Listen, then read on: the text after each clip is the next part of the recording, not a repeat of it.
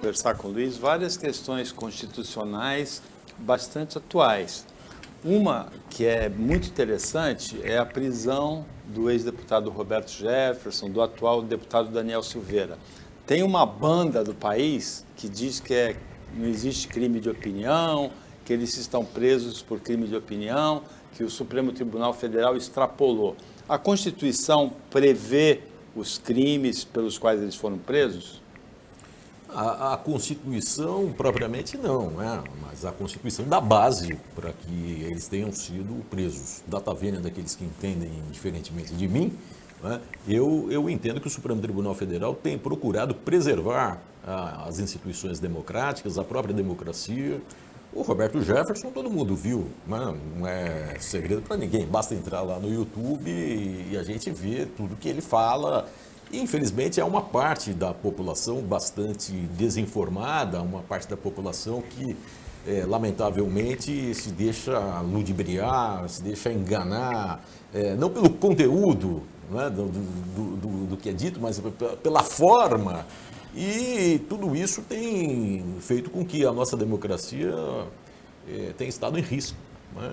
Eu, sinceramente, entendo que o Supremo Tribunal Federal tem agido de uma forma bastante severa, porém dentro do ordenamento jurídico. Agora, tem um limite, assim, uma linha em que do lado de cá é opinião e do lado de cá é ameaça, incitação à violência? Tem essa linha? Exatamente. A democracia pressupõe, não é, Mohamed? A democracia pressupõe a liberdade de opinião, a livre manifestação do pensamento. Mas eu sempre digo para os meus alunos, eu sou professor de constitucional na Católica de Santos, e eu sempre digo a eles, olha, a liberdade de opinião, a livre expressão do pensamento tem que andar de mãos dadas com a responsabilidade. Por quê? Porque nós estamos num sistema democrático. E no sistema democrático o que a gente quer é o aperfeiçoamento da sociedade. Então, o Paulo pode expor a opinião dele, eu posso não ter a mesma opinião e expor a minha, o Mohamed pode ter outra opinião diferente das nossas, e com respeito, com urbanidade e com boa fé, nós podemos discutir e chegar a uma quarta posição, que não vai ser a minha, não vai ser a sua, nem a sua, né? Nós vamos chegar a uma quarta opinião que vai ser melhor para toda a sociedade. Mas para isso é preciso que haja responsabilidade de todos os interlocutores, né? Na hora de manifestar essa sua opinião de forma livre, que é o que prevê qualquer Constituição democrática do mundo, inclusive aquelas que se dizem democráticas, mas não são, em que há previsão constitucional de liberdade de manifestação do pensamento, de opiniões e etc., mas que na prática isso não ocorre.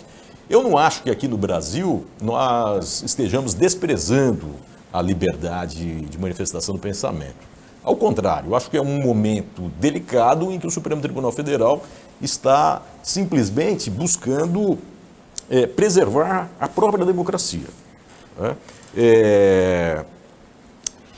Luiz, deixa eu só... E só para concluir, se a gente parar para pensar, a própria Constituição não tem nada a ver exatamente com a liberdade de opinião, mas a própria Constituição contém mecanismos como, por exemplo, o estado de sítio, né? Em que certas liberdades são suspensas. Por quê? Para a gente preservar a sociedade, para a gente preservar a existência do Estado. Que Estado? O Estado, que no nosso caso é um Estado social democrático de direito. Porque nada obstante a Constituição falar que a República Federativa do Brasil, formada lá no artigo 1º, formada pela união indissolúvel dos Estados, municípios e Distrito Federal, constitui-se num Estado democrático de direito, a interpretação sistemática do texto constitucional nos leva à conclusão de que é um Estado social, né? É também um Estado social. Então, é um Estado social democrático de direito. Porque nos artigos 6º, 7º, 196 e seguintes, nós temos aí diversos direitos sociais. Então, a interpretação da Constituição, né, nos mostra que a gente está num Estado social democrático de direito. Mas desculpa, eu abortei. A questão aí vem das consequências dos atos. Por exemplo, eu tenho criticado muito aqui pelo seguinte, o Daniel Silveira. O Daniel Silveira é aquele deputado imbecil que ninguém presta atenção, que tinha 15 mil seguidores no YouTube, tinha acho que 2 mil seguidores no Instagram.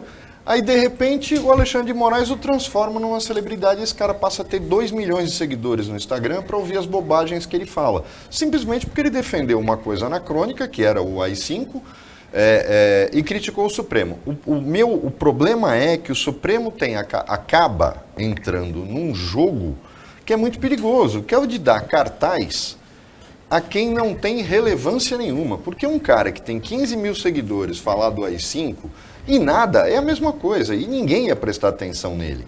Porque ele por pouco nem é reeleito, não é eleito no Rio de Janeiro, ele entrou por causa da onda do Bolsonaro, pelo PSL. No caso do Roberto Jefferson, o Roberto Jefferson, na verdade, não tinha que ter sido preso, ele tinha que ser internado numa clínica psiquiátrica, né? A gente sabe que ele é bandido, mas ele é louco também. Ficou louco depois. Então, o problema, Luiz, é onde o Supremo acaba entrando no jogo de quem quer atenção.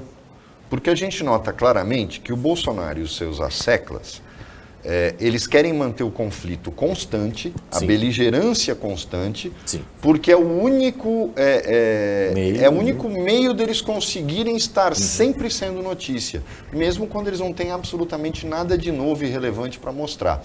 Então, o meu medo... e aí tem uma coisa que eu queria que você falasse também, porque hoje, talvez em 40, 50 anos, seja a primeira vez que não tem ninguém do Ministério Público no Supremo Tribunal Federal. Certo. Sempre houve um representante do Ministério Público no Supremo Tribunal Federal. Você não acha que isso talvez faça um pouco falta, essa visão que havia? O último foi o último decano que a gente teve no tribunal. José Celso. Você não acha que faz falta isso e que é um problema quando ninguém lembra de levar ao Supremo algum representante do Ministério Público? Então, não vamos dizer assim que ele é propriamente um representante do Ministério Público, porque ele acabou saindo antes. Mas o Alexandre de Moraes trabalhou comigo na Promotoria de Justiça de Defesa da Cidadania da capital. Foi meu professor no Mackenzie. Foi seu professor no Mackenzie. Então, o Alexandre foi promotor, depois ele acabou... Só uma parte. Ele é corajoso mesmo?